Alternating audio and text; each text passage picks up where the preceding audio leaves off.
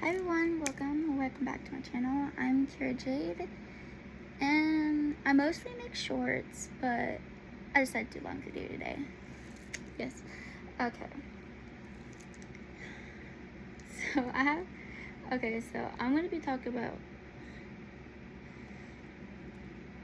the Great American Bash that is, I think, tomorrow night, NXT. We have, I want to say Thea Hale versus Tiffany Stratton for the NXT Women's Championship and submissions match. The only way Tiffany can win, I'm going to tell you this right now, is if she has help. Because Tiffany, I've never even seen her use a submission. While Thea, on the other hand, she is badass. Sorry for my language. Then we have a new match that just got added, I'm pretty sure. Dominic Mysterio, Wesley, and Mustafa Ali. Triple threat match for the NXT North American Championship. Here's what I'm surprised about. I'm actually surprised they had Wes drop the title to Dominic right before the Great American Bash. Because that, to me, does not make sense. But at the same time, that means most likely soon that Finn will most likely be getting the title from Seth. And then Damian either get the Intercontinental or the United States Championship. So every member of the Judgment Day can have a title. That's what I think they're about to do. Either that or Damian cashes in on Seth Rollins and wins the title before Finn. Now, if that does happen, that would be, honestly, my opinion, that would be the breaking point for the Judgment Day. But hopefully that does not come to this. But I want to talk about rumors about Rhea Ripley and Dominic Mysterio. Okay, they are so close and like on screen, but I don't think people realize that she's with Buddy Matthews, who's in AEW, and Dominic is with, I don't know her name, but I know he's got a girlfriend. That doesn't mean that they're dating because they're so close on camera. They're just acting.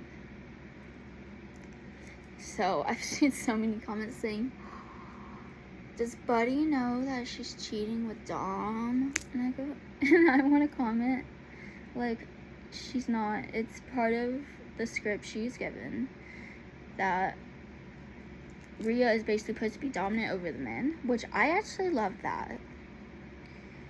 In my opinion, she's the China of this generation. But no one can beat China. I'm sorry. China had that thing about her that made her unique. And even though Rhea has similar things, Rhea is her own version of China, if that makes sense. But let me go back to the NXT North American title match. I think Dominic Mysterio will retain the title. And here's why. I think because of Dom's heel, he most likely Rhea, Finn, and Damian will get involved and will single out probably Mustafa Ali most of the time. Probably. And then Wesley, I feel like he would be the one getting pinned, only because he's the former champion and it would technically be his rematch.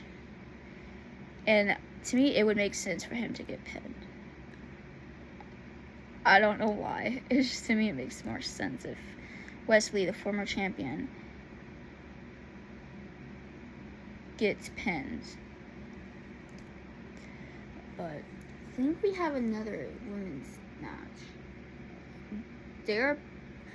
Blair Davenport, I think that's her name, and I think it's Roxanne Perez. Okay, it would be really sad if Roxanne does not win this match,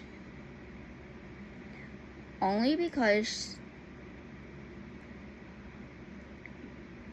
she's a former champion, okay? And even though Blair's good, she's not as good, in my opinion, as Roxanne. And I think Roxanne needs this win more than anyone, honestly. But with the recent segment they had, to me, it shows that Roxanne will most likely come out victorious. Okay, now here's my favorite match that's gonna happen. Is the NXT Championship. Here's why. That match is gonna be badass. I can't pronounce the challenger's name, so all I know is he is a badass, and I do think Carmelo Hayes will lose his title and move up to the main roster, because there is rumors that Bobby Lashley is creating a Judgment Day 2.0 with the Street Profits, Montez Flores, and his partner, forgot his name. There's rumors Bianca will be in it, and then Trix William and Camilla Hayes. And an oddball, apparently. I've been seeing that they're going to have Cody Rhodes, which that most likely will not happen. But I would love to see that, because Bobby is he's basically done everything, I want to say. So him being like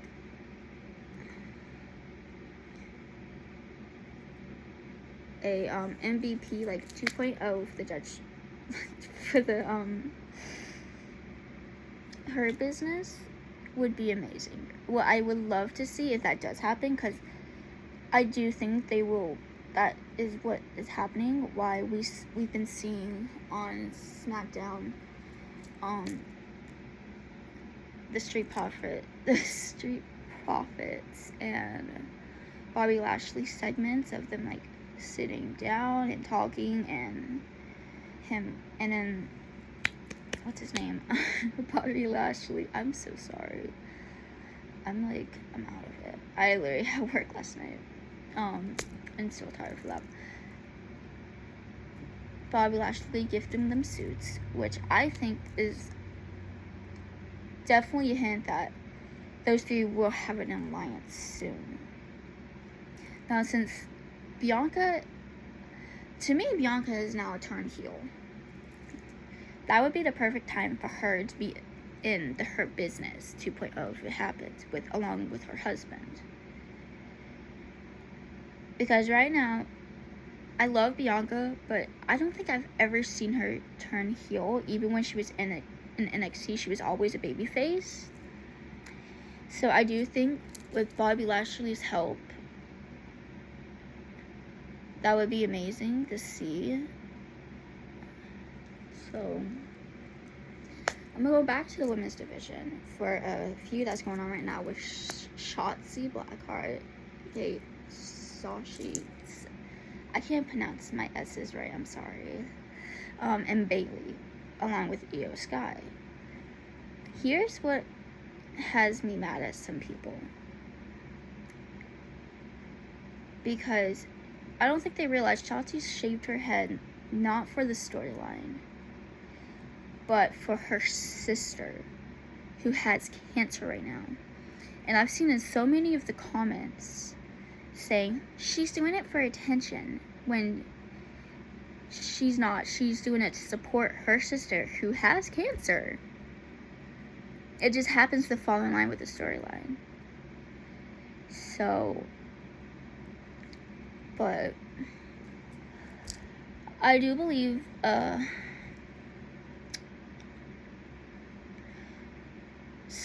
hair and hair match would come on, even though Shotzi has shaved her head.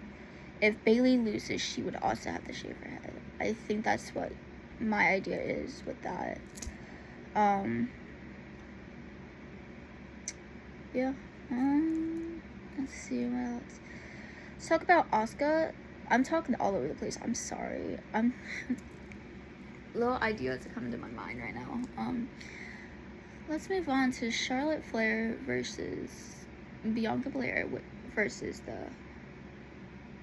the women's champion Asuka at SummerSlam. Okay. This match would be badass. And I do believe, to keep her record going, I do believe Charlotte Flair will be victorious, but Io Sky will cash in on Charlotte. Because here's my thing with that. Charlotte is a 15-time world champion, and it seems like they're pushing her to break her own father's record, which is 16 championships. So with her beating her father's record, that would be amazing. And I know a lot of people are going to disagree with me, but I feel like she's the right person to break her father's record of 16 world titles. So that's just my opinion. But I do believe at SummerSlam, Charlotte Flair will win, and Io Sky will be cashing in, pinning Charlotte, winning the title. So I do see that happening. Let's see. We have... what match do we have? We have Roman Reigns versus Jey Uso. Here's how I think this is going to end. I believe Jey Uso will dethrone Roman Reigns at SummerSlam. Here's why. Because not only did he pin Roman, what better way for him to lose the title than to his own family, his own blood. And Jay's perfect for this because I love Jimmy, but Jay he's awesome, and I do believe he deserves a singles title reign, at least for like a few months. Solo Sikoa has actually impressed me a lot. I loved him in NXT. So I was a little surprised when he actually joined the Bloodline so soon. A lot of people, I've seen a few people think that he will be the one dethroning Roman, and I don't believe so. And here's why: because he's new. He hasn't hold like any other title. In NXT, he did hold the North American NXT title, but had to give it up because it was not an open challenge and all. So let's see. With that,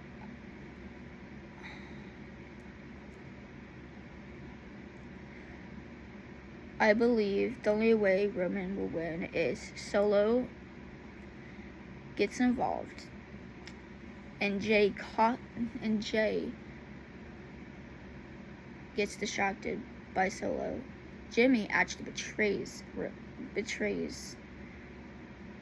Jay at SummerSlam, making him lose the match. That's the only way I can see Roman winning. I'm sorry. Let's see. This isn't, I don't think, at SummerSlam, but I want to talk about Sonya Deville and Chelsea Green. Those two have impressed me. Like, to be honest, I actually don't like how they're treating the women's tag team titles. I don't like how they combined the two titles. Because believe it or not, NXT actually has more tag teams, I believe. And we saw how it worked out when Bayley and Sasha held the title and they defended it against Raquel Gonzalez at the time and Dakota Kai. The match was sabotaged and all. And then the same thing happened with Shayna Baszler and Nia Jax. I get to Nia in a minute. Again with Raquel Rodriguez. At the time she was Raquel Gonzalez and Dakota Kai. That's the whole reason why that match with Shayna and Nia Jax was the whole reason why the women's NXT titles were created. And I don't like how they didn't let Dawn Falls. I don't know her. And I'm just gonna call her Kaylee Ray, because that's who I know her by. I don't like how they didn't let them drop the titles, because honestly, the NXT don't have many women's titles. They only have one. While the men's have so many, they have the NXT tag team titles. They have the NXT championship title, North American championship. And I think that's all. Yeah. And the Heritage Cup, held by Nathan Fraser, I think, right now.